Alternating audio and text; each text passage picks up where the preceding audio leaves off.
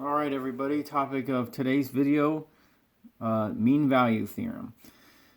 So, I am seriously running out of time to get this video made and posted. So I'm not including any applications of the theorem. I'll just talk about the theorem and the way the math works, and then if you come across the applications later, I think it'll be something that you can understand.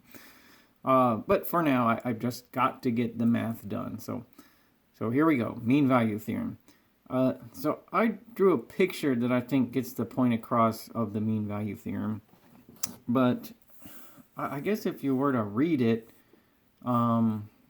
it'd be much harder to get the point. Like, I mean, as you can imagine, a picture is sometimes easier to understand than just some abstract description. But nonetheless, here's what the mean value theorem says in print, okay?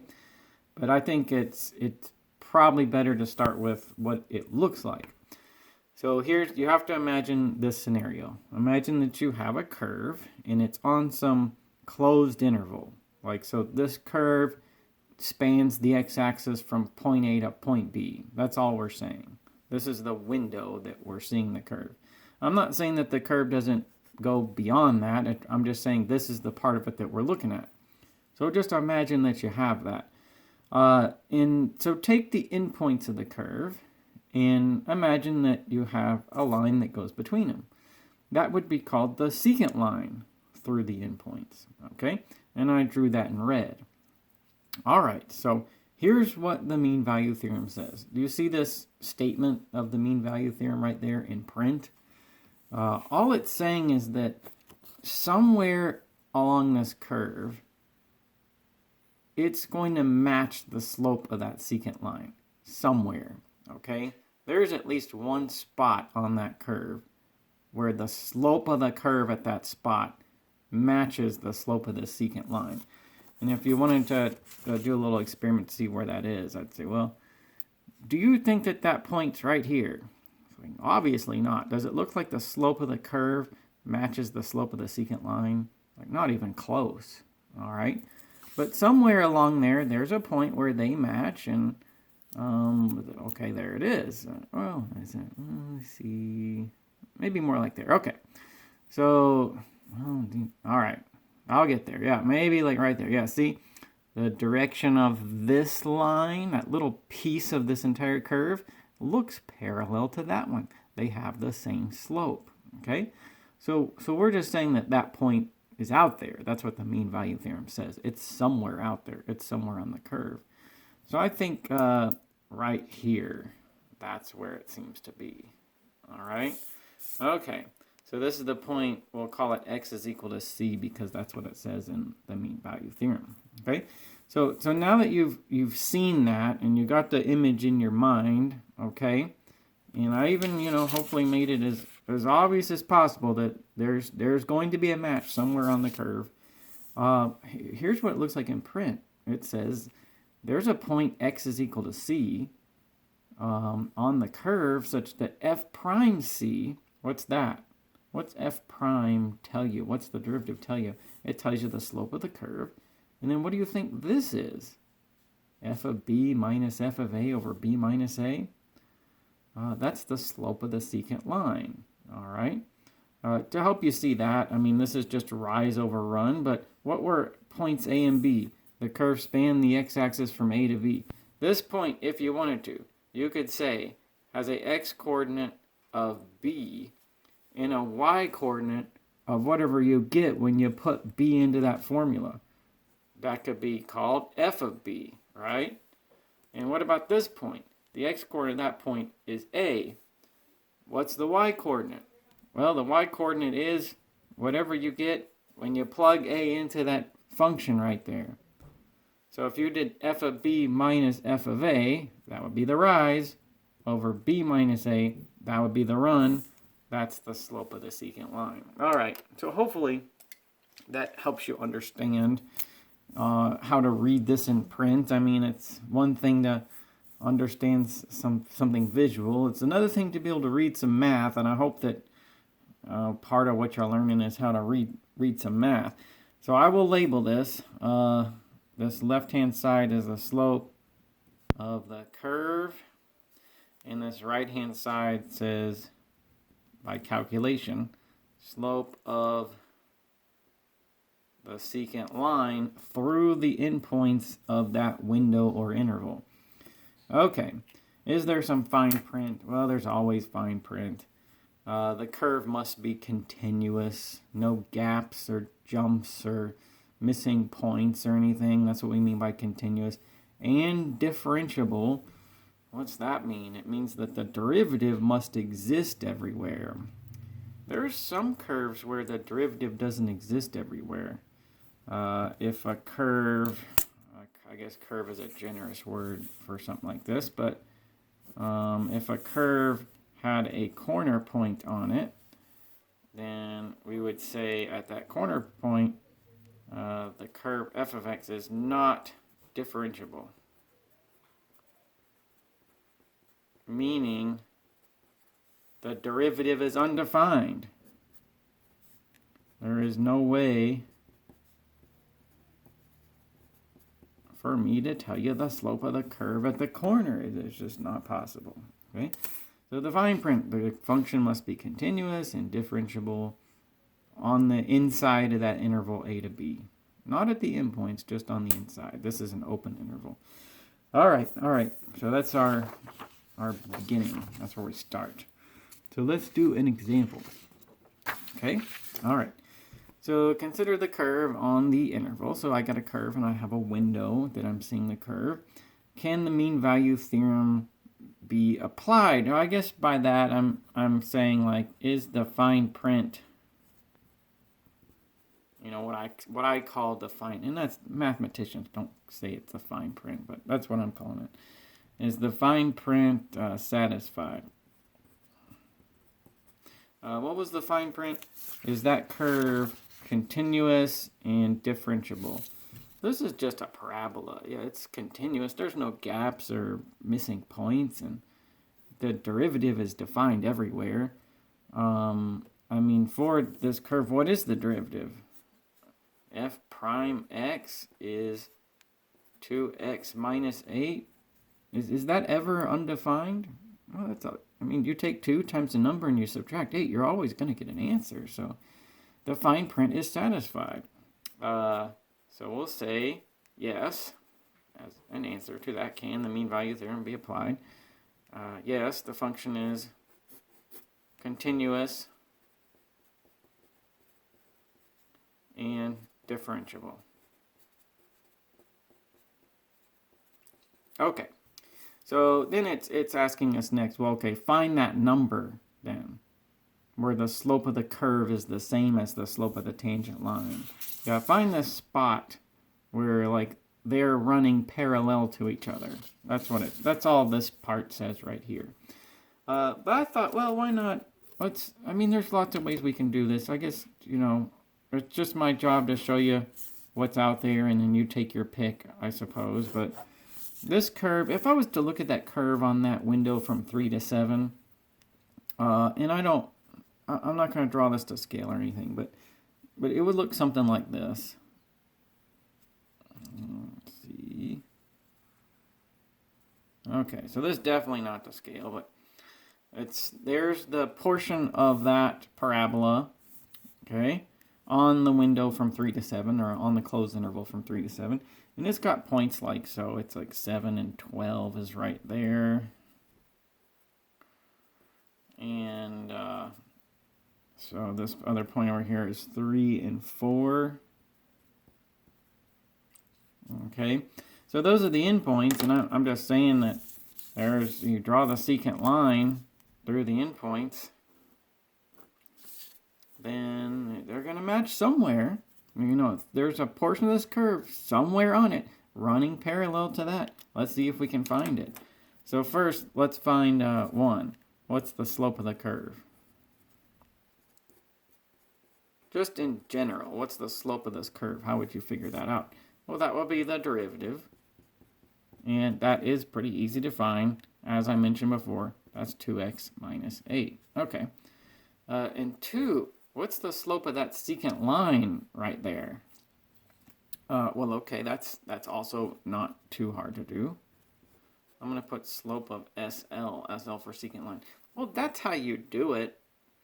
F of 7 minus f of 3 over 7.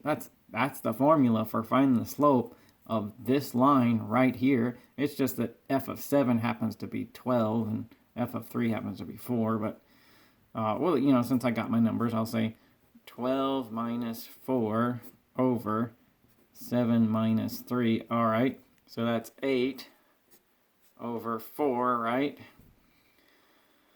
And that's just 2. Okay. And the claim of the mean value theorem is just that at some point, the slope of the curve, item 1, is equal to the slope of the secant line through the endpoints, item 2. Obviously, I'm not saying the number 1 is equal to the number 2, just that 2x minus 8 is 2 somewhere. Oh, that should be easy to solve. So I'll get 10 if I move the 8 over, and I'll get 5. So I could say at 5, that's where it happens. If I 3, 4, 5, 6, 7, at 5, you know, if I could draw this to scale and everything, that's where the match is going to occur. Okay? So let's give our answer this way. We'll say the number C is 5. All right. So yes, the mean value theorem can be applied because all the fine print of the mean value theorem is satisfied. And the place where that happens is 5. So I guess like maybe like right in here somewhere. 5, like falling, you know, kind of in the middle of 3 and 7. All right. So now that's a fairly easy example. Let's do one that I think might be a little bit more work, but what do you think of this one?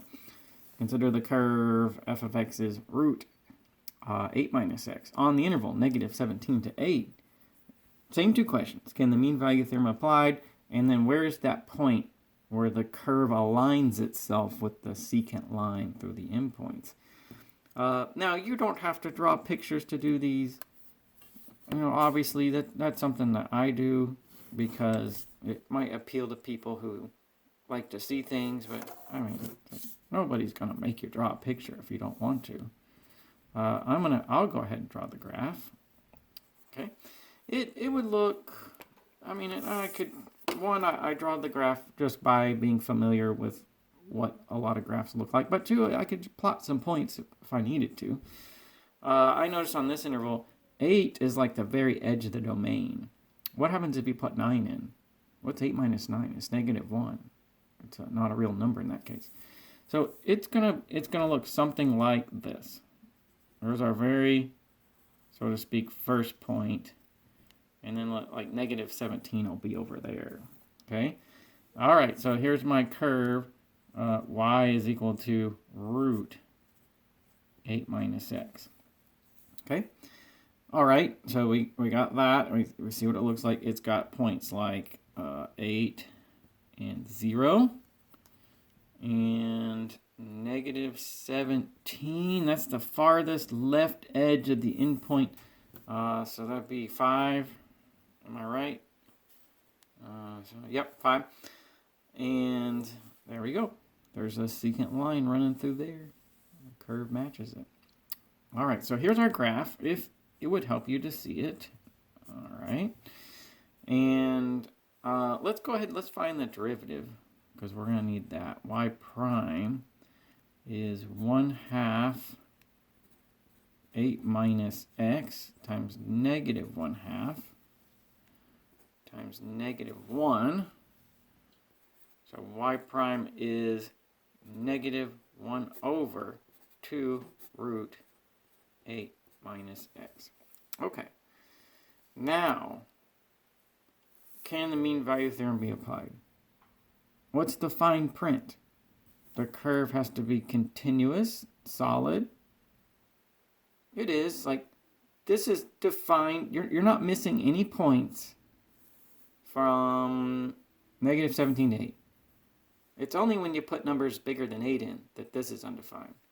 So there's no missing points or gaps or jumps or anything. It's solid. It's continuous. And does the derivative exist everywhere? Because that's the rest of the fine print. Well, here's the derivative. At 8, it's undefined. Okay, that's all right. The fine print was the function must be continuous and differentiable on the inside. All right. So yes, the derivative is undefined at 8 and any number bigger than 8, but we're okay when we're between negative 17 and 8. So can the mean value theorem be applied? Yes. This function is continuous and differentiable from negative 17 to 8. Okay? All right, now find the point where the slope of the secant line aligns itself with the slope of the curve. Okay? So in other words, find the point where the curve matches the exact direction of that line there in red. That line in red is the secant line. Remember in this statement that says the slope of the curve is the same as the slope of the secant line. Well, so I'll just do it the same way I did the last one. So 1,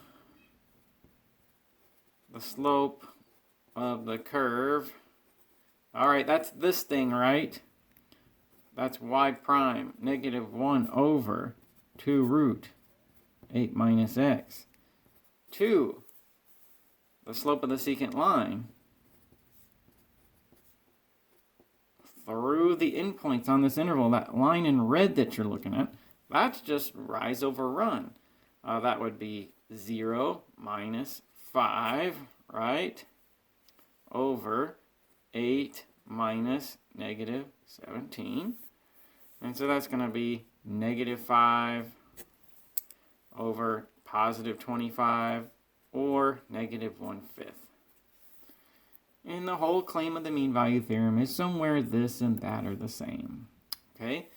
All right, so my mean value theorem is going to predict that there's a spot where that negative 1 over 2 root 8 minus x is equal to this, negative 1/5. So say I cross multiply to start with. The negatives will cancel. I'll get 5, 2 root 8 minus x. Then I'll divide by 2. And I'll get 5 over 2 is root 8 minus x. Then, carrying over here, I'll square both sides. I'll get 25 over 4.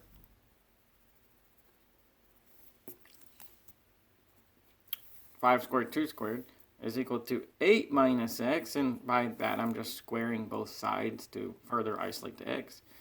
And then I'll do like this. I'll say x equals 8 take away 25 over 4. All right. So that's going to be 32 minus 25, so 7 over 4.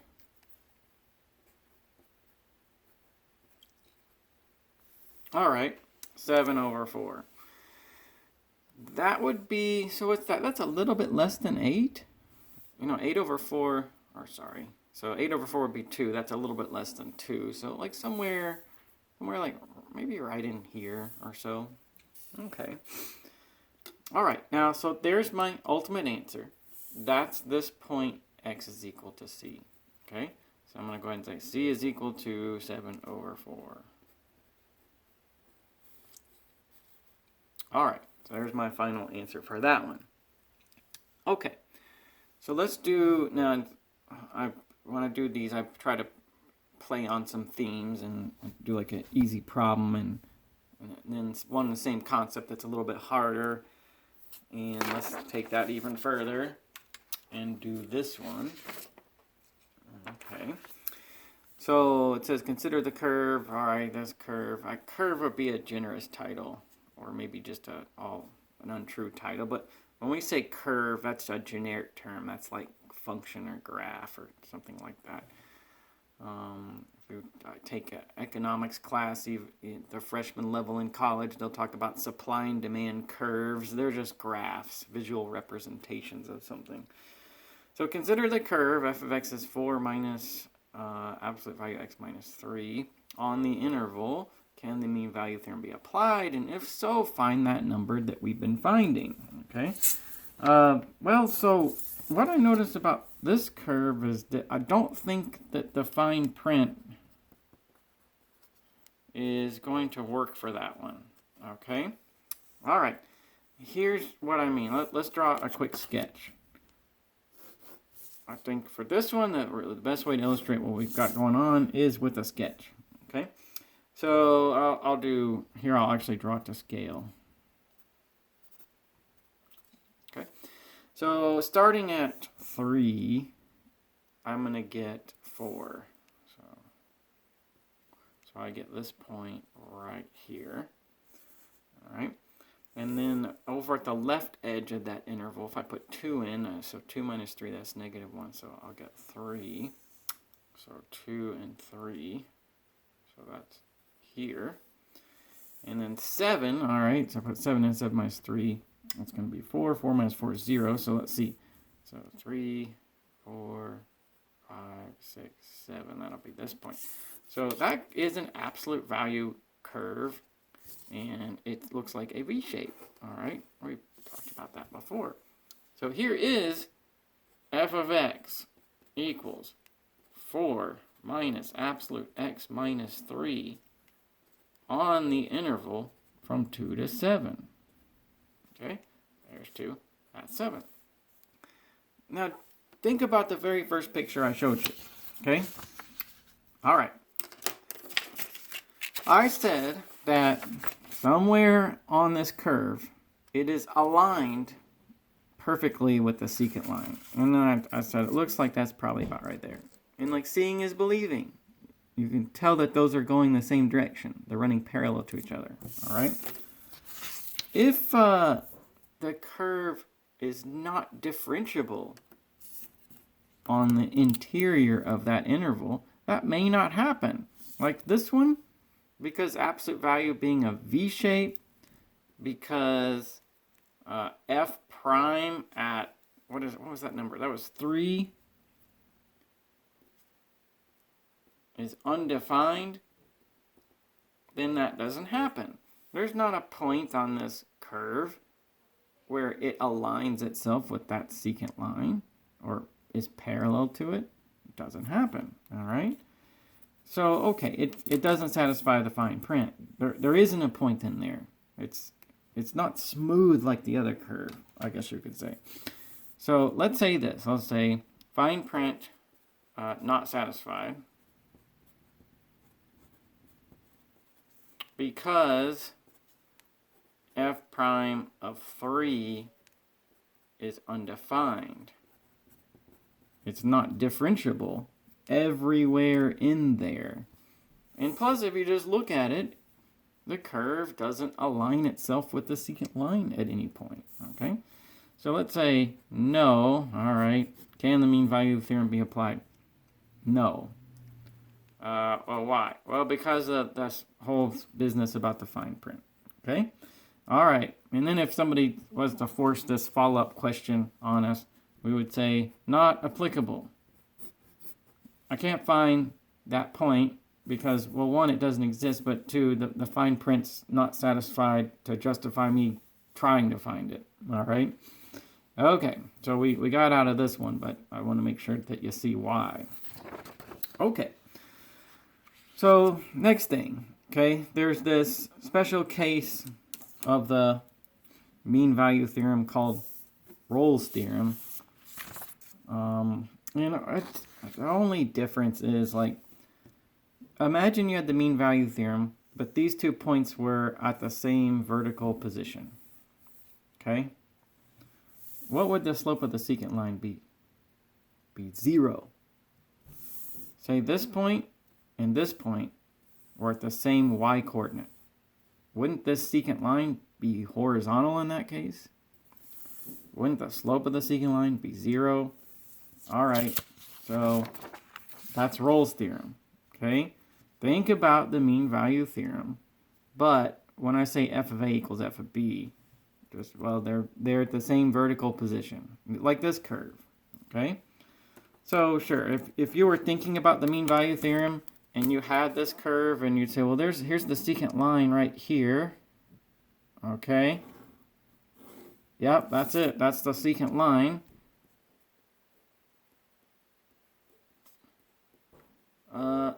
But the slope m is 0. It's flat. It's horizontal. You see that? It's horizontal. Okay? So all that Rolle's theorem says is there's a point somewhere between a and b where the derivative is 0. Okay, so that's what it says. And it's got the same fine print and all that as the mean value theorem. It's just the mean value theorem for this case where the secant line is flat or horizontal.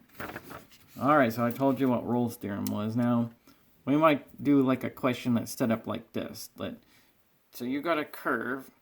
Find that it has two x-intercepts, okay?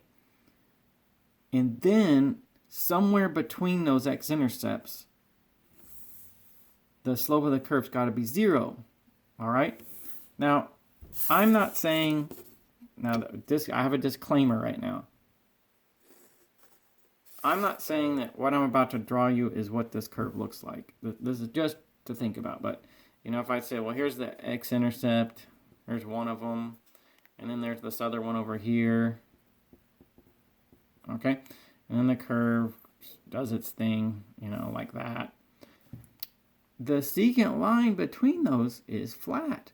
Somewhere in here, the slope of the curve is 0. So, like, maybe right there it looks like to me. Here, there's the spot where f prime c, say that was point C, all right, is equal to 0. All right, do you see why that is? So if I find the x-intercepts, I figure out what they are, whatever they are, then like I know that somewhere between them, there's that point where the derivative is 0. Okay, so let's find the x-intercepts. What is an x-intercept? It's the point where the graph hits or crosses the x-axis. What does that entail? Well, it entails that y is equal to 0. Because on the x-axis, wherever you are, the y-coordinate has to be 0. So to figure that out, we take this and we set the y-coordinate to 0. And we get x root x plus 2 is equal to 0 if we do that.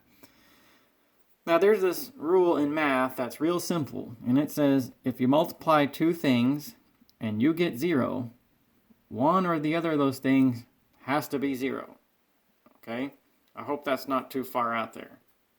But with this, it says, all right, if this times this is 0, then either that first thing is 0, which would bring me to this, or the second thing is 0, which would bring me to this. Okay? Well, that is an ant that says that x is equal to 0, the curve hits the x-axis. And this says at x is equal to -2, the curve hits the x-axis. Well, -2 plus 2 is 0, root 0 is 0. You could square both sides and go through all that business if you want. You know, but you'll get -2. All right. So the curve hits the x-axis at -2 and 0. Somewhere between these, the derivative is 0. Okay? All right, just think of my picture. So it's kind of like, now again, my disclaimer, I'm not saying that I drew the graph of this in any amount of detail. I'm just saying that there's an x-intercept at -2 and 0, and then another one at 0 and 0. And somewhere between those points, the derivative is 0. Okay? All right, so let's see. Like this. F prime x equals 0. Somewhere in here. Okay, somewhere in there, that derivative will be 0. Well, that we'll figure out where. So, what is f prime? Okay, what is f prime? Well, so here's f. We would have to use the product rule to find f prime. Okay, so, all right, now looking up there at that thing, here's the product rule. F prime g plus g prime times f. Okay? So, f prime x is going to be, let's do a little updating. Let's say root x plus 2 plus x over 2 root x plus 2. All right, now I want to figure out where this is equal to 0. So let's set it equal to 0, because this is, after all, what we're trying to figure out. Okay? All right, so the way that we can do that then is, let's do this. Let's move this thing over there. And I'll get root x plus 2 is equal to negative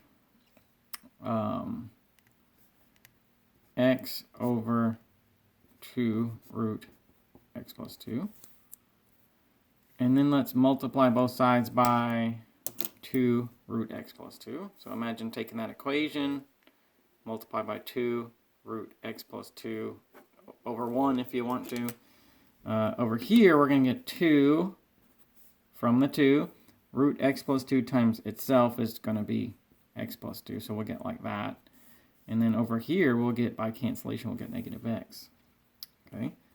All right, now we're getting something that looks like we're getting pretty close to the answer.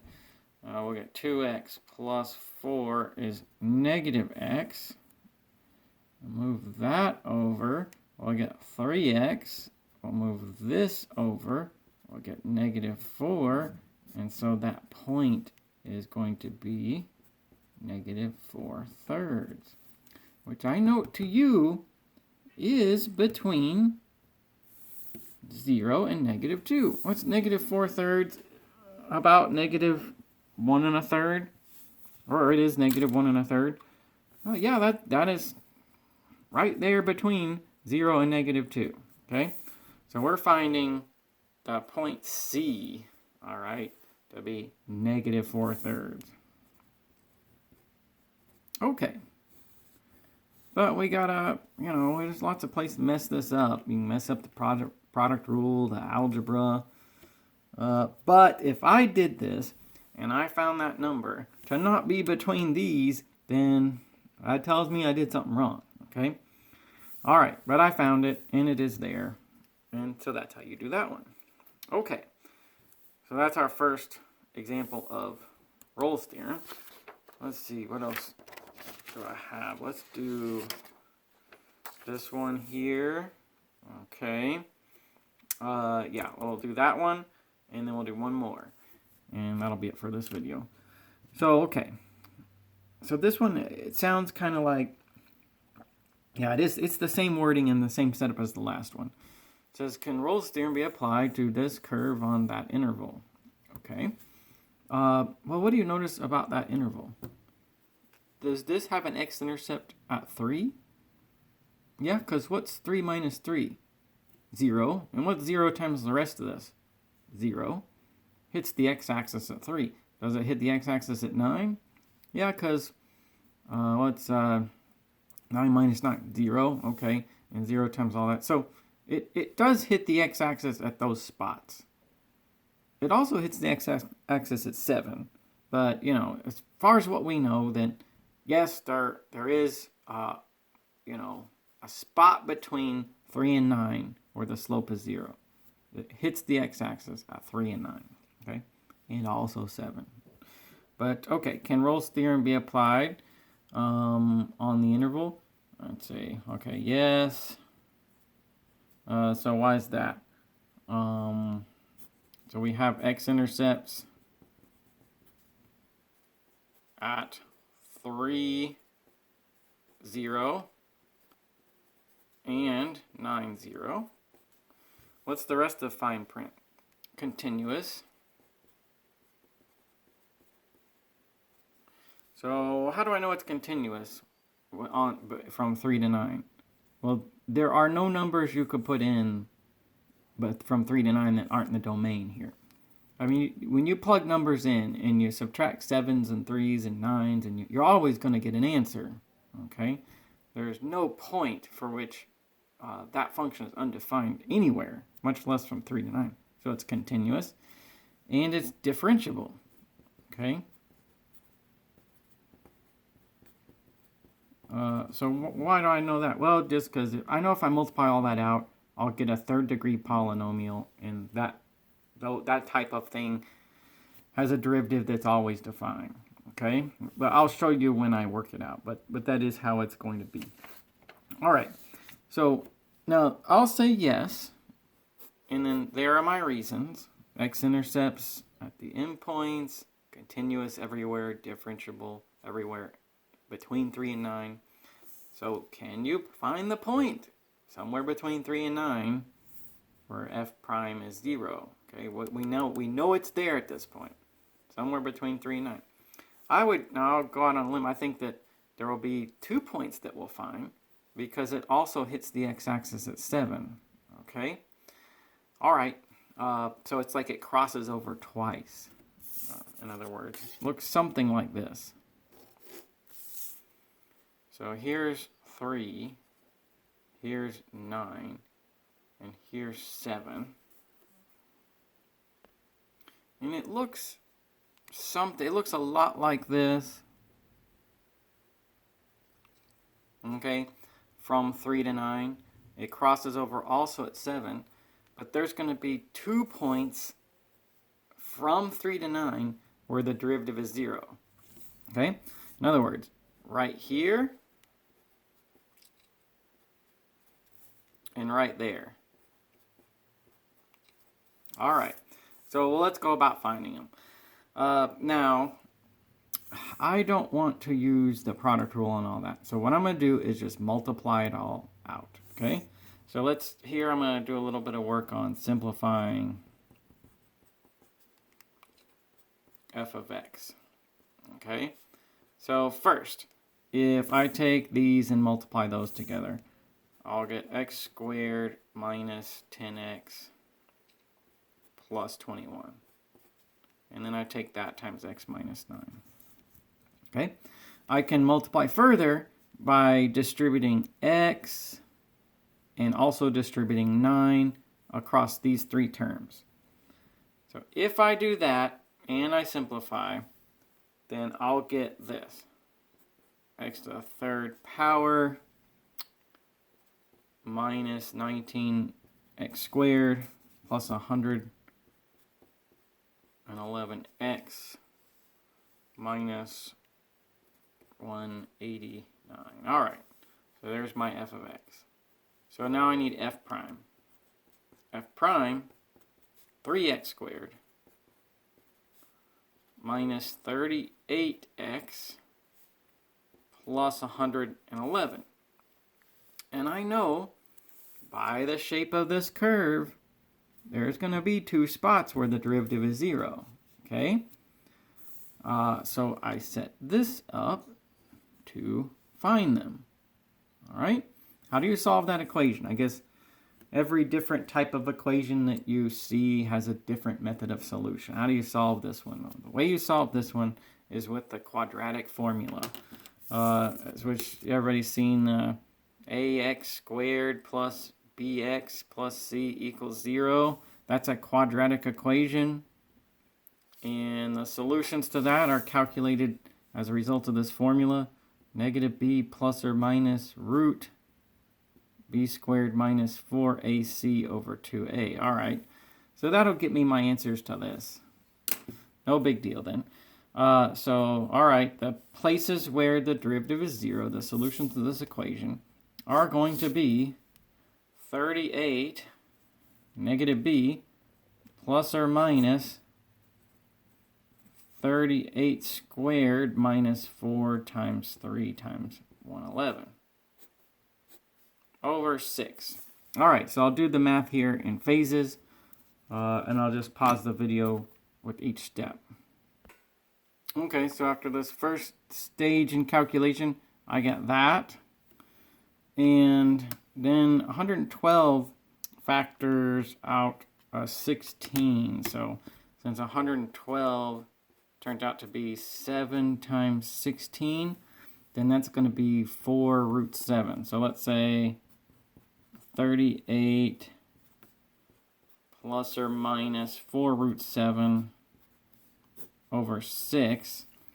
And then we can factor out a 2 from everything and cancel that. So like in other words, if I divide everything by 2, then I'm going to get this. 19 plus or minus 2 root 7 over 3.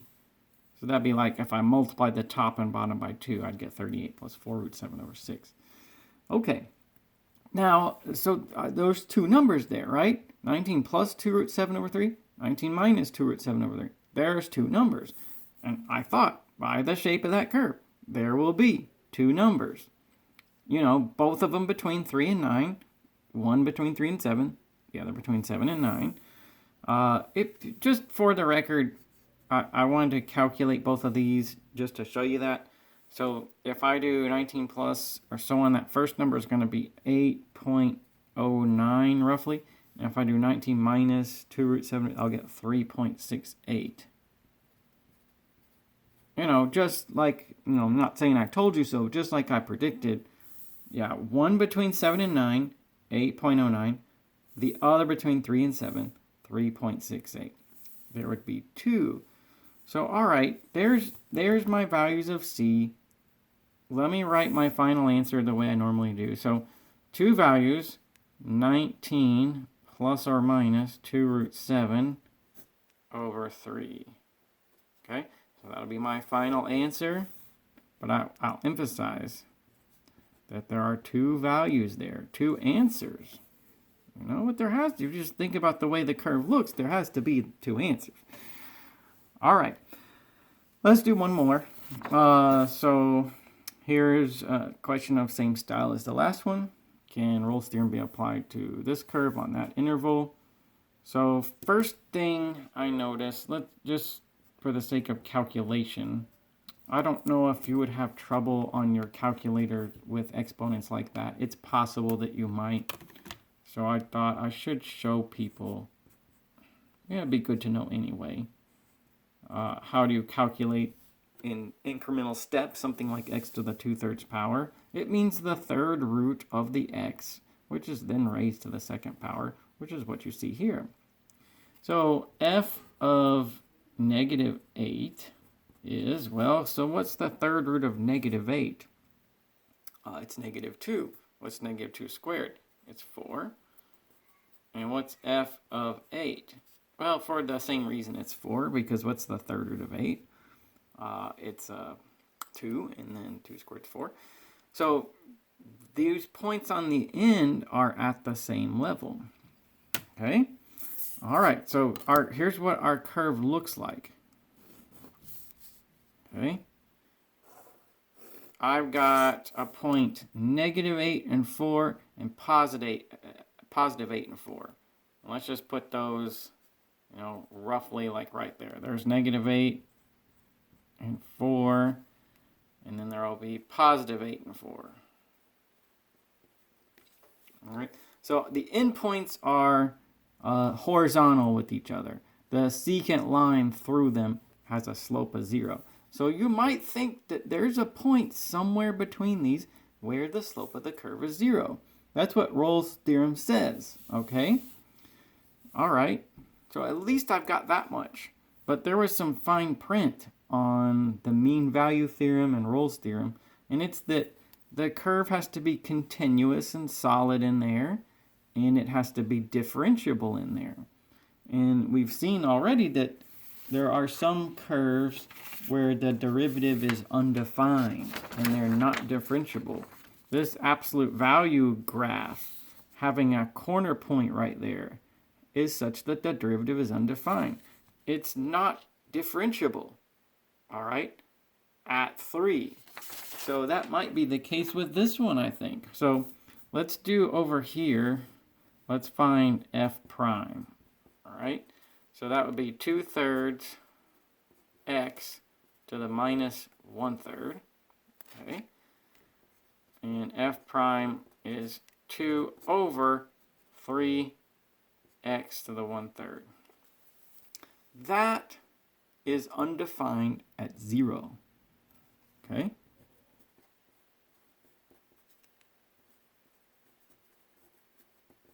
All right.